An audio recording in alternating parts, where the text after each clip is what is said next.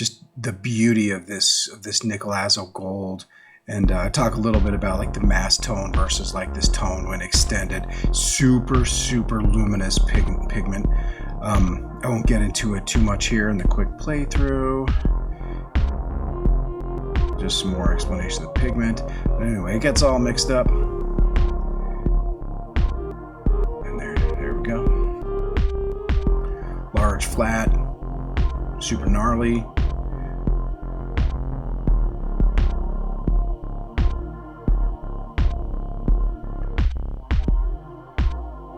Do multiple coats of it. Okay, next, this is the fluid color. So it's an easy complement burnt sienna, ultramarine blue, super nice gray. There's part of it that's on the blue side, part of it's on the sienna side. I try to get this very liquidy, same golden Liquitex, and just a ton of it. Yeah, so we have glazing liquid and the nickel azo. No, I think I sweetened this with a little the azo gold, which it's about the same. I don't know, its mass tone looks the same, but I sweeten this color a little bit so it's not just kind of dead like sienna, because sienna has no luminosity, right? It has no transparency. So I threw a little bit of the transparent oxide in there, and there we go. And you can see we have blue and a brown. Anyway, let's just check out the underpainting.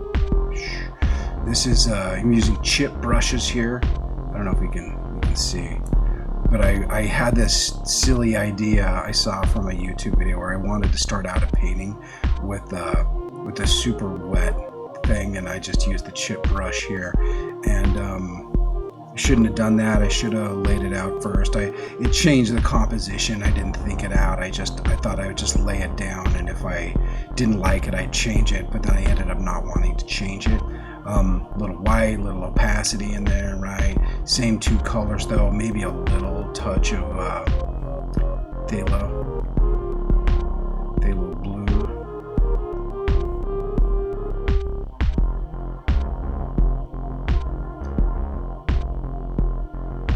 Lay it all down, start to get a little bit of opacity, and you kind of start seeing the depth build up here.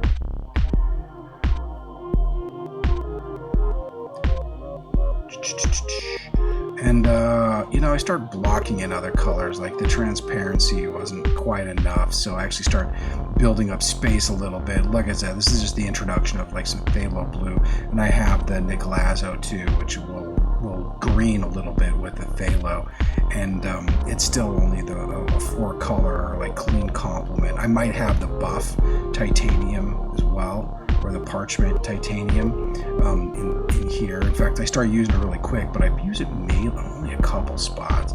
But you can see it's not. It's well, we're just super blocking things in super fast. At this point, we already have atmosphere here, right? I mean, you can just kind of see what's going on. Starting to get. Yeah, that's definitely the buff. It's definitely starting to get some opacity in there, and this is all palette knife.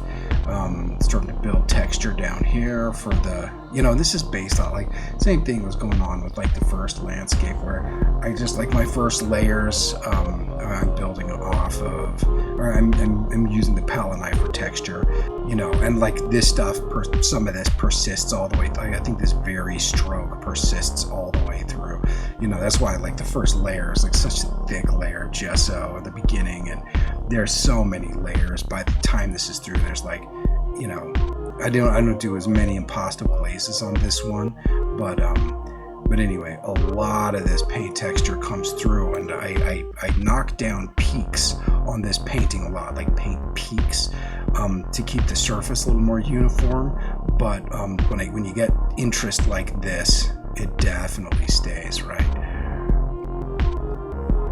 Or likely stays. So,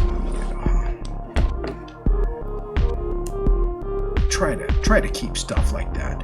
But you can see how the drama is building really quickly here. Very stormy looking.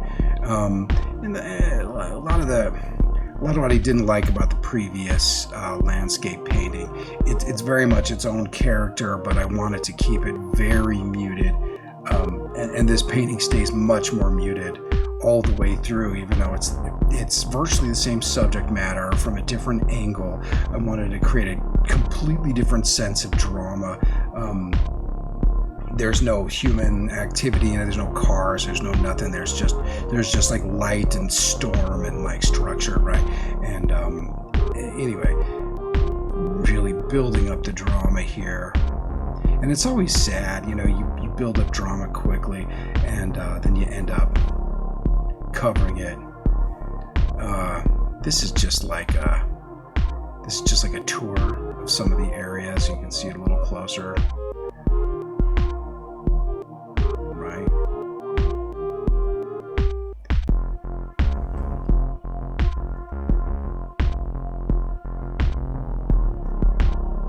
You can see for such a limited palette, look at how varied this gets.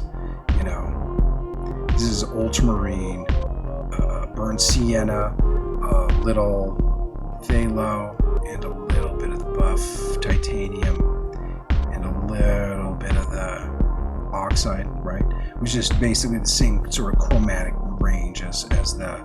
I mean, it's a luminous thing with the same sort of chromatic range as the burnt sienna. Anyway, you can just see all the texture being built up, and like this texture from the first layers and like the brushes. So it's nice to get the effect, but it's actually pretty flat, right? Even though these shapes, like these I don't know, these knife strokes and paint strokes build up a lot of visual interest, right? This is still super flat. Like it looks kind of impasto, but you know, you have little paint peaks here and there, but if a paint peak gets too obtrusive, you just knock it down anyway. Same color space, exact same thing as we were using before. That's a little bit of the buff. So what this is, these are semi-transparent. So I have big pools of semi-transparent. It's not nearly as thin as the impasto glazes. So the whole point is to get impasto effects happening, where you can actually build up color, and it's not just for the sake of some actual just straight up white, and I mix one or two more colors in here that I don't show. But anyway, so look at this. This was a fun. Do I show one more? I think I do a straight. Yeah. So I go back to this is the sienna with a little bit of the nickel azo gold. This is just straight up nickel azo yellow, you know, and it's that is a hardcore color, dude. Boom. And then I think I don't know what else I put there, but you know, I'll show the palette here. You can kind of see it. Going over the knives. What do I got? I'm gonna show you here.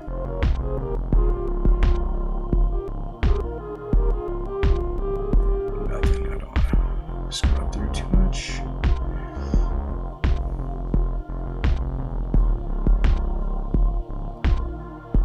But anyway, so these dry much more transparent than they look here, but not completely transparent. And I do some pretty close-up views of that at some point too. But a lot of color mixing down here.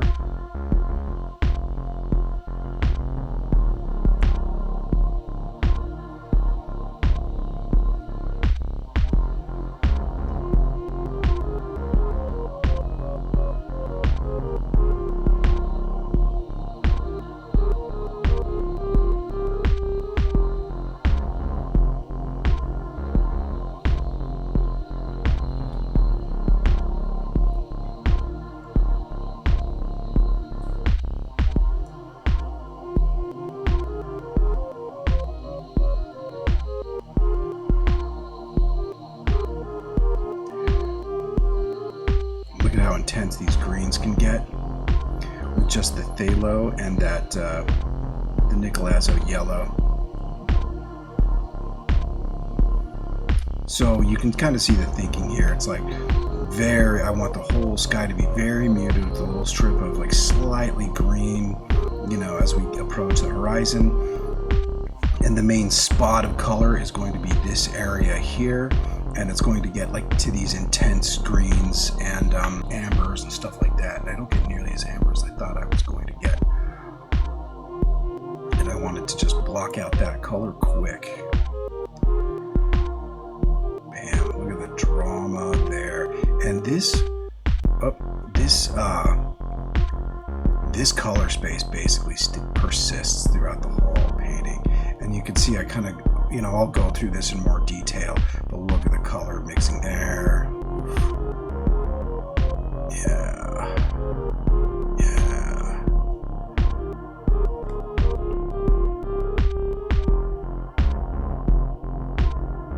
Look at that. Bam.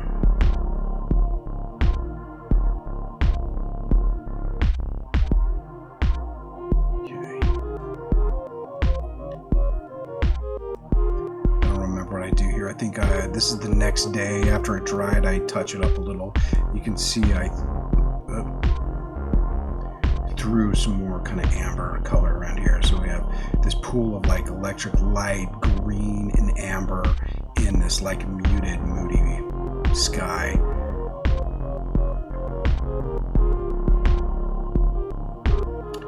And just the final sort of run through of what this color space looks like before I actually start color, texture, transparency. Like, look at, man, I go off on this. I'll talk about it, but look at the visual interest. I mean, like, think about this from like the original strokes. Like, this is just slapping paint down and building up layers of impasto color that's semi-transparent, dude. Bam. And now this is essentially a prep. This is essentially a sketch. So let's move from the sketch to some actual painting.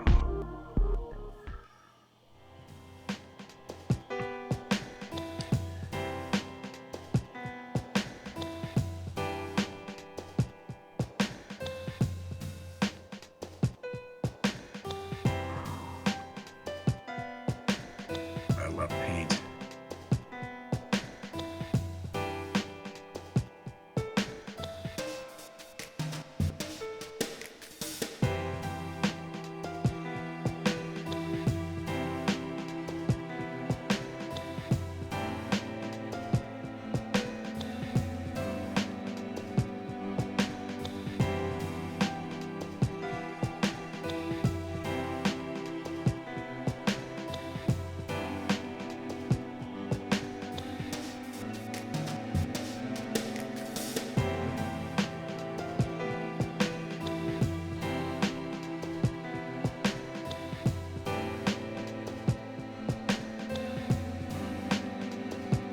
Oh my gosh, this was so much fun to paint.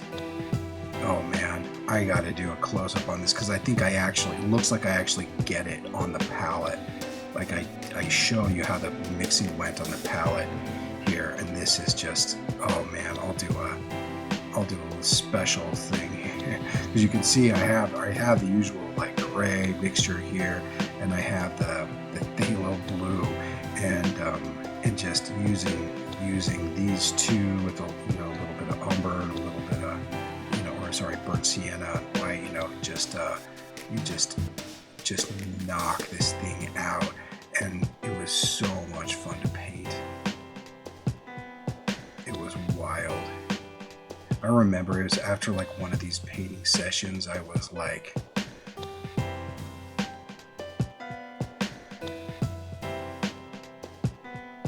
it just like knocked me out. I was just out. It was so like intense, just focusing on it. If I smoked, I would have had a cigarette afterward. As usual, a little painting tour, see the aftermath of our painting. Okay, drawing. Ooh, look at this. markers, or paint pens, not markers. I thought I was going to do a lot more drawing on this one, and I ended up, like, these paintings just take on a life of their own. I thought there'd be a lot more drawing. Luckily, I got to keep a lot of these nice marks in there, but not nearly as much as I thought I was going to keep. Mostly because the way I ended up just building the light over here, it was just different than I thought. Just different.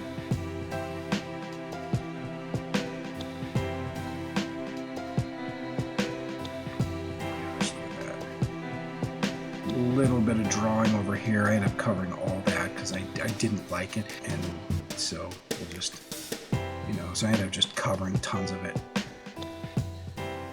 But this color space just ended up, oh man, dude, oh my gosh. The phthalo blues with like the nickel azo gold, like these two colors together are insane. And you just see it, like I'll lay stuff down that's really interesting, and then I'll do a glaze over it, an impasto glaze, and then paint more colors, and you get weird. And those two colors, man, they work magic.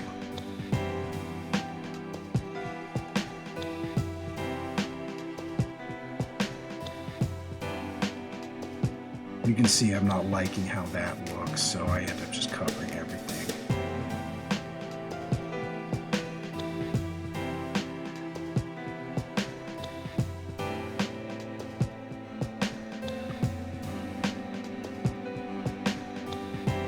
Again, look how intense that green. That's the same green I was doing with the original impasto glaze. Same color space, man.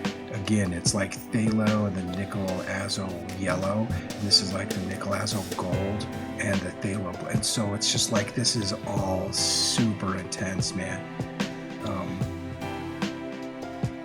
And I just kind of start feeling out like the real space here, and like which planes end up being warm, which planes ended up being cool.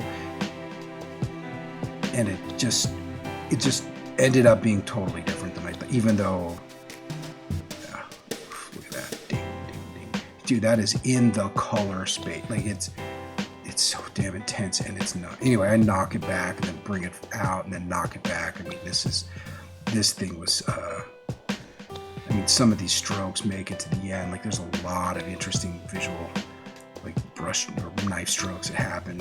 I ended up using the knife like 5 times more than I thought, like way more than I thought here. There's 2 or 3 different knives. I started drawing lines with the knife, just all sorts of knife stuff. It ended up being just like knife painting,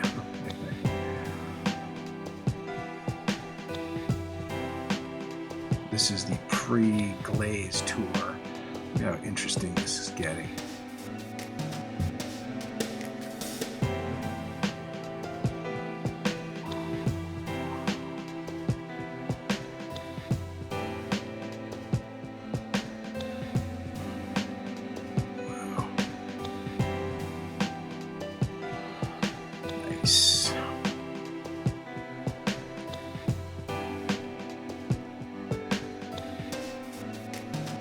Impasto glaze, 3 pools, same color space. The drill.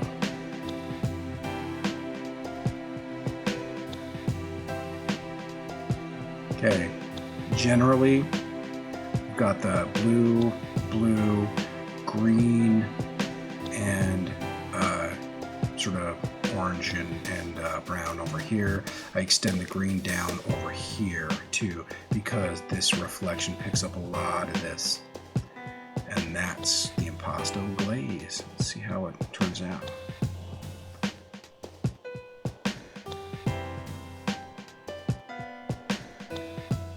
Yeah.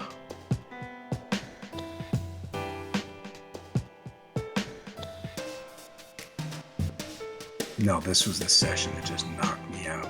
Actually, I think they all did. I think, like, dude, this is it. You'll be hyper focused for, I think it averaged like around 70 minutes for these sessions. yeah, around 70 minutes for these sessions, and it's wild, and you're just like flat on your ass afterward.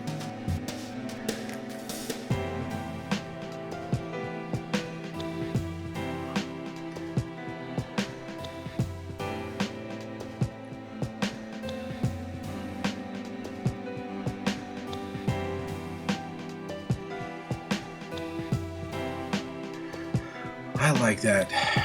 Man, I wish I would have kept this detail similar to that. I'm looking at the end product. I still don't like it, and this just looks so much cooler. Even though, man, I don't know.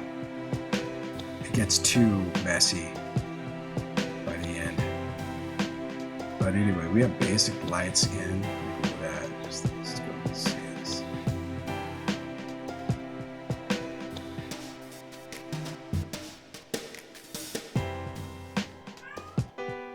We have a cat. Ooh. This. Now we're on this side.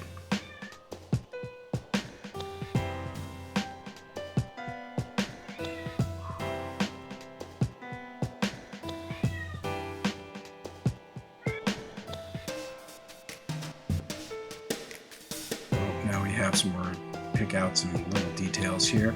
Here is basically I needed to emphasize a line here. There was a shadow in front here, a couple of things in here, and like there was not much. Like the cloud, those first super messy layers ended up being contained with a couple layers of just a couple sort of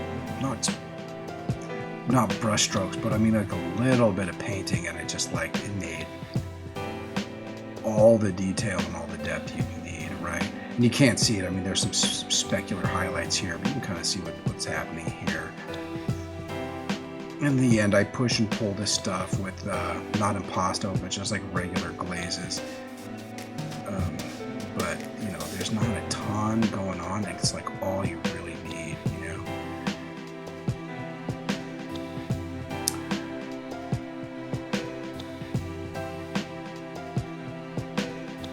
Greens. Just post glaze. I did some glaze work here, not impasto, just regular sort of isolated glazes. Pushed everything back, and I do that a couple times. Oh, a couple more little spots over there. One on the horizon. I think I pushed this back with the glaze too before I did those. I don't even remember.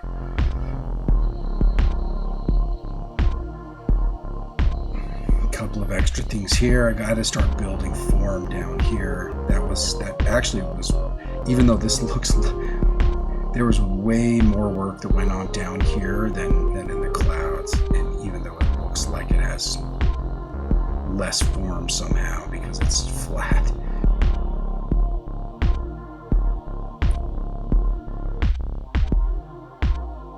This is the second to last layer. There were glazes, pushed everything back. I needed to bring everything out. I ended up absolutely hating this layer, and I ended up covering a lot of it up. Not a lot of it, but strategically covering up little spots, but then some of it I really kept, but it ended up getting really messy. I kind of went ham with the palette knife. There's some things I like you know, what happens.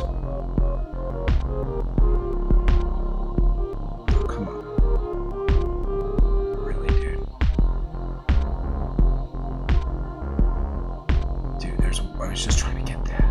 Yeah, so just a lot of drawing with it here. Anyway, that's it.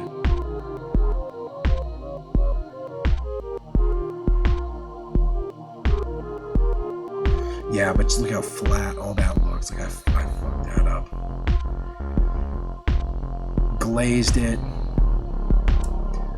Again, I actually glazed this with the yellow.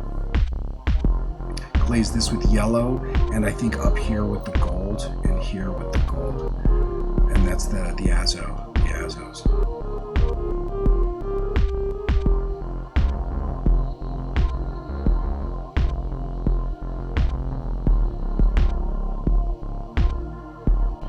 Yeah, you can see it's a little flatter. Everything with the glaze.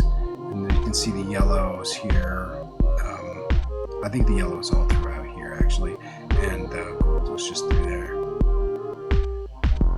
But these color punches, I sort of re-sculpted that whole area here, and I'm still not happy with this sort of parking lot, cars and stuff there.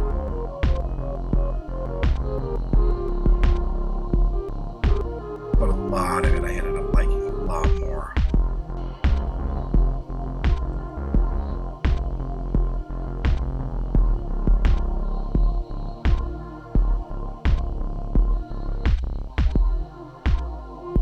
You can see how I re-laid in a lot of these blocks, because originally there were some nice, like, deep kind of almost blue grays going on throughout here, really added some depth, and I just lost it somehow with that previous layer, but it you know, I got it back.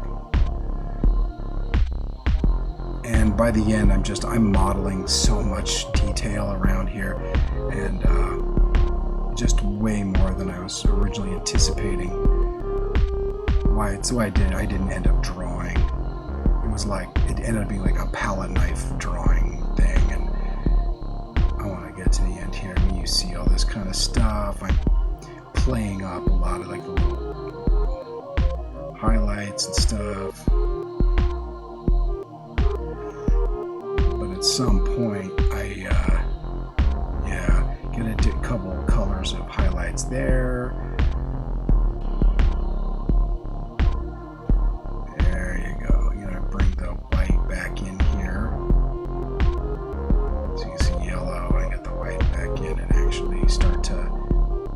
Some nice interesting details here. Punch up some final highlights. That ended up being the money shot, and I didn't know that was going to be there at the end. I thought it was going to be here, and I couldn't get this how I wanted, and this ended up being nice, but you can see it's a lot more downplayed than I originally thought, although I do like the color progression through here. And then this is just like boom, and it just hit. And then like a lot of this stuff here, this sort of foliage here, I'm not going to tell you why this ended up turning out that way, but I watched just an artist on YouTube, and it was like this goofy old guy doing like florals, and he blew my mind. And I think I'm just channeling like goofy old guy floral energy there, and I fucking love it. So I go on to push some more, pull some things, a couple of glazes here and there, and I haven't signed it yet. I'm just gonna let it sit for a day or two, and if I do anything else, I'll show you. And